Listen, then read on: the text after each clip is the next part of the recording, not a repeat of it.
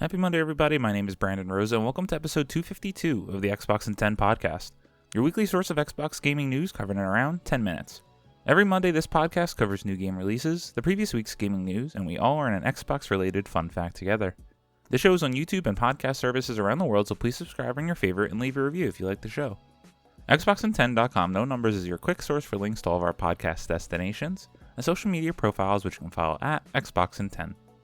The big game out last week was MLB The Show 24, and the games coming out this week include Bulwark Falconeer Chronicles, Grandia HD Collection, South Park Snow Day, Planet Zoo, Terra Invicta, Sunny Cafe, Super Space Club, Terra Memoria, Ario, Mars 2120, Open Roads, One Last Breath, The Master's Pupil, Stasis Bone Totem, 7 Days Hero, and Retouring. There are some new games available on Xbox Game Pass and/or coming soon. They include the following. You can now play Lightyear Frontier via Game Preview on Cloud, PC, and Series X and S, and MLB The Show 24 on Cloud and Console, The Quarry on Cloud and Console, and then Evil West on Cloud, Console, and PC. On March 26th, you can play Terra Invicta via Game Preview on PC. On March 28th, Diablo 4, long awaited, coming to console and PC, as well as Hot Wheels Unleashed 2 Turbocharged, Cloud, Console, and PC, and Open Roads, Cloud, Console, and PC. Then on April 1st, you can play Ark Survival Ascended, Cloud, PC, and Series X and S. April 2nd, you can play F123 Cloud via EA Play, as well as Super Hot and Mind Control Delete on Cloud, Console, and PC. Now on to last week's biggest news stories, and we have 6 to cover this week. Number 1. A new Xbox dev kit has reportedly been certified in South Korea.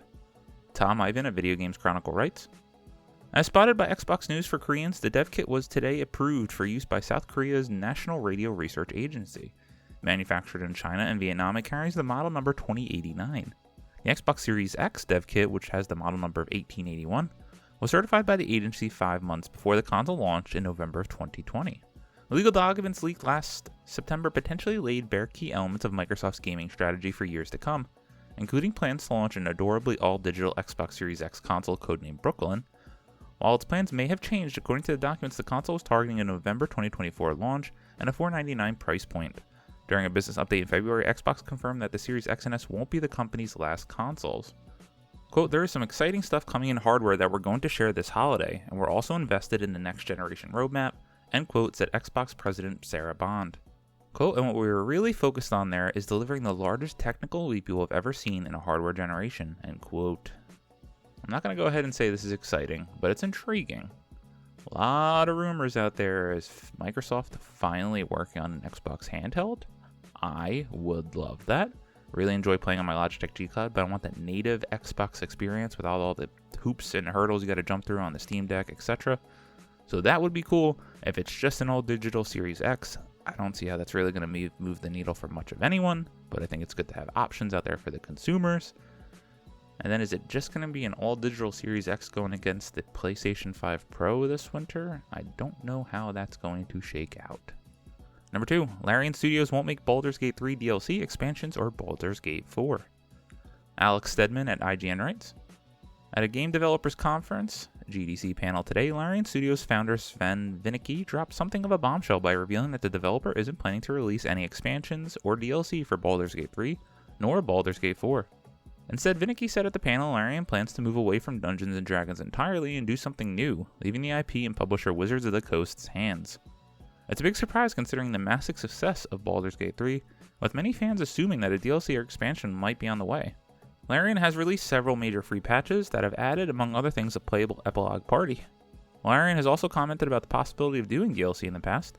Speaking to IGN at Gamescom 2023, Senior Product Manager at Larian Studios Tom Butler said that they had discussions on doing more for Baldur's Gate 3, although they were focused on patches then. It's unclear if Hasbro, which owns Wizards of the Coast, will look to another developer for a potential Baldur's Gate 4, but the property has no doubt been hugely successful for them. It was revealed last month that Hasbro has made a whopping $90 million off Baldur's Gate 3. In addition to the financial success, Baldur's Gate 3 has been a huge hit among fans and critics as well, winning the top prize at last year's Game Awards and getting a 10 out of 10 from several outlets including IGN. Now this is surprising given the rampant success of this game, pretty much the surefire game of the year from many outlets last year, including the Game Awards as noted. I have not dabbled in this game. I do want to try just because I feel like I owe it to try this game, but I've never been much of a CRPG fan like this. But this game seems to be on another level, so maybe, even though Svan Beneke does not like Game Pass, maybe one day it'll come since it's going to be out of his hands with Wizards of the Coast, and then I'll give it a shot. Number 3, Bungie replaces Marathon game director with former Valorant director. Mike Straw at Insider Gaming writes, Bungie has made a shakeup at the top of the Marathon development team, replacing the game directors according to IGN. Christopher Barrett, who had been working as Marathon game director, has been removed from his position. Taking over as Marathon game director is Joe Ziegler. Ziegler was the former game director on Valorant before he left Riot Games for Bungie back in 2022. Ziegler confirmed the move himself on Twitter on Tuesday. Quote, fun update. For the last 9 months, I've been working on Marathon as the game director, end quote, he said. Quote, we're still baking, but I'm excited to share with you more info on the game as we get closer and closer to bringing it to all of you, end quote.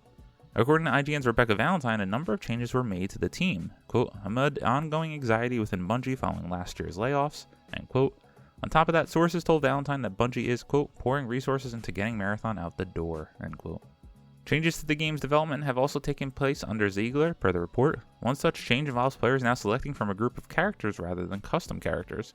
The game still has no set release date, but will be available for PS5, Series X and S, and PC when it releases.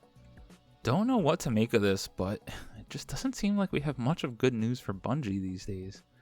Marathon really needs to hit, but also some of the rumors included in Rebecca Valentine's reporting is that once Marathon gets released in 2026, there's going to be a max exodus from Bungie. Could we see something happening to Bungie like happened to BioWare, where at that point, is it even Bungie? Is BioWare even BioWare anymore? We shall see in maybe 2 years. Number 4, speaking of Bungie, Destiny 2 reveals a Horde mode. Tom Phillips at Eurogamer writes, Destiny 2 developer Bungie has announced Onslaught, a new Horde mode for the game. The offering is set to arrive for all players on April 9th, as a core component of Destiny 2's upcoming Into the Light update. Onslaught is a 3-person wave-based activity set on a selection of familiar but slightly tweaked Crucible maps, where you and your allies must defend a war asset from taking too much damage. The aim is to protect the asset and keep each other alive for as long as possible. Between waves, you can quickly acquire and place down a series of defensive options, including turrets, tripwires, and brilliantly, a decoy sweeper bot, which will happily soak up the bullets while tidying away debris. Onslaught will offer 2 versions, a vanilla 10-wave option and a harder 50-wave challenge mode, and it's here things get more interesting. The tougher challenge rotates the location you need to defend every 10 waves, warps you to a nearby pyramid chip to quickly take out enemies there, and introduces boss waves with meaty enemies, although yet again you're fighting minions of the Fallen and Hive. Footage shown during last night's Into the Light livestream looked fun, though I suspect Destiny 2 hardcore players will be looking to get their hands on the mode's highest levels to see exactly how the difficulty ramps up, and crucially what the loot rewards will be for sticking with it. Into the Light is planned as an update to keep Destiny 2 players interested over until the franchise is delayed. The Final Shape expansion arrives in June. Okay, I gotta admit, I like me a good Horde mode. Hope my friends aren't listening to this, because I think I want to play this, although I haven't had any interest in playing Destiny 2. There's too many other games I want to play, but I love me a good Horde mode, and it seems like it could be pretty fun in Destiny. Number 5. PDF's Riftmaster wireless guitar controller will cost $130 out next month.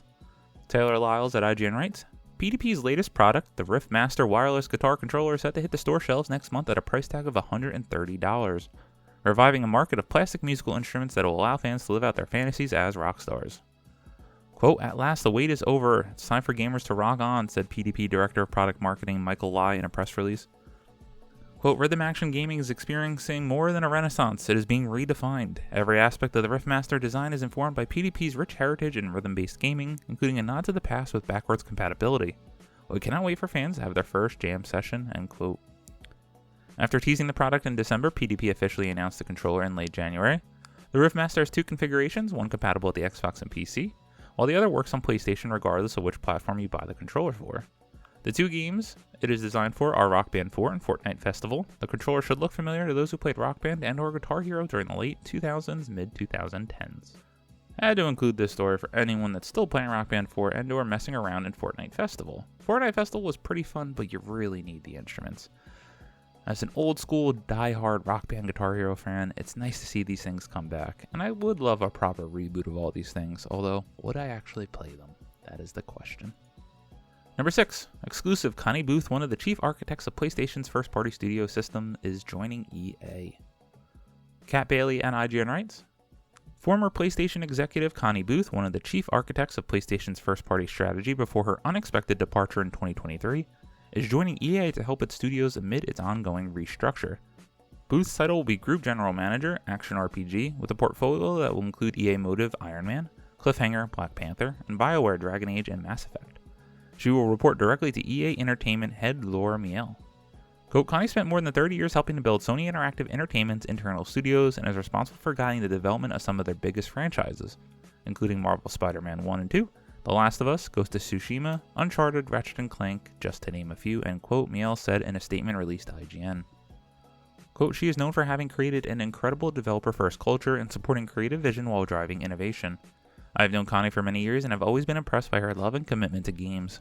She especially cares about game developers, she has an impeccable reputation within the development community, and will undoubtedly have a positive impact on our games, end quote. One of Booth's major tasks will be revitalizing BioWare, which is hoping that Dragon Age Dreadwolf will reverse its fortunes after Anthem and Mass Effect Andromeda. BioWare suffered painful layoffs in 2023, and its next entry in the Mass Effect franchise remains in pre-production.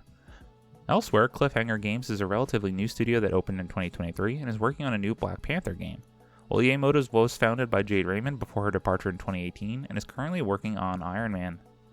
Like the rest of the games industry, EA is currently undergoing layoffs as part of a restructure that has resulted in around 670 workers losing their jobs. EA also closed Ridgeline Games and canceled Respawn's Star Wars FPS. The layoffs are expected to be completed by the end of the month. So again, highlighting the sad news at the end there, but the interesting thing, which I highlighted earlier, is BioWare even BioWare anymore. It's going to be one of Booth's major tasks, and hearing other influential people in the game industry talk so highly of Connie Booth, this seems to be a major W for EA in getting this person a part of their leadership teams. Hopefully, there's more good to come. The only bright spot for me has been Respawn, and anything they touch has been excellent over the past couple years, but I can't say the same for the rest of EA. As always, we end our show with a fun fact about Xbox, and this one was a new story, but we'll include it as a fun fact this week, since we were talking about Bungie. And I just think it's cool. So, credit to Michael Krippe at IGN. Bungie's classic Marathon trilogy is coming to Steam thanks to a fan revival. One of Bungie's defining first-person shooter projects is coming to Steam in the form of Classic Marathon. It's an unexpected revival that exists thanks to the community-driven development team at ALPH1 Developers. The Steam port is set to bring the sci-fi FPS to players without tarnishing its original look and feel while still providing new features like optional widescreen HUD support, 3D filtering perspective, positional audio, and 60+ FPS interpolation. The original Marathon launched for Mac in the mid-90s, and while it was eventually overshadowed in the public eye by projects like Halo and Destiny, it still remains as an important milestone for Bungie. It also went on to receive 2 sequels to Marathon 2 Durandal and Marathon Infinity, though there's no word if the classic will get the treatment too. This is awesome that they promoted and did not take down a fan revival and is actually using it to sell the game on Steam. I love this, and I think more developers and companies should support this. Thank you all for listening to the Xbox in 10 podcast, your weekly source of Xbox gaming news covered in around 10 minutes. If you like the show, please subscribe on your favorite podcast service, share with your friends, leave a review, and follow on all social media at Xbox in 10. This past week, playing through with my wife, I finally finished The Last of Us Part 2 Remastered. And what a commitment to excellence that game is. I cannot wait to see how HBO adapts that show for the broader audience and TV market. I am so excited. My name is Brandon Rosa. You can follow me on Xbox at Rosa93. Hope you all have a great week. Stay safe and keep on gaming.